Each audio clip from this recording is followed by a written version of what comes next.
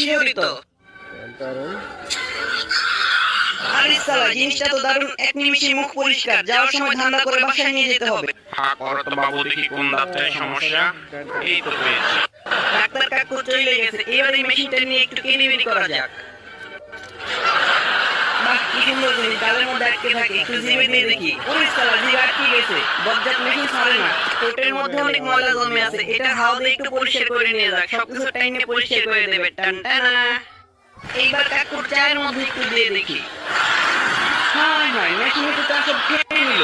আরে বেটা খাদক, বললেই হইতো, তোরেও এক কাপ চা দিতাম। আমারটা খায় ফেলার কি দরকার ছিল? এবার হা কর, তোরা একটা করোনার টিকা না মানে আর কি অবশ করার ইনজেকশন দিয়ে নেই। সুবিধা শেষ, এবার বাকি সরঞ্জামগুলো নিয়ে আসা যাক। বুড়া ডাক্তার আমার কি ইনজেকশন দিল, একটু চেক করে দেখা যাক। হায় হায়, বুড়া ডাক্তার চলে আসতেছে, এটাকে লুকিয়ে রাখতে হবে যেন না বুঝতে পারে। এই তো সময় হয়ে গেছে, এখনই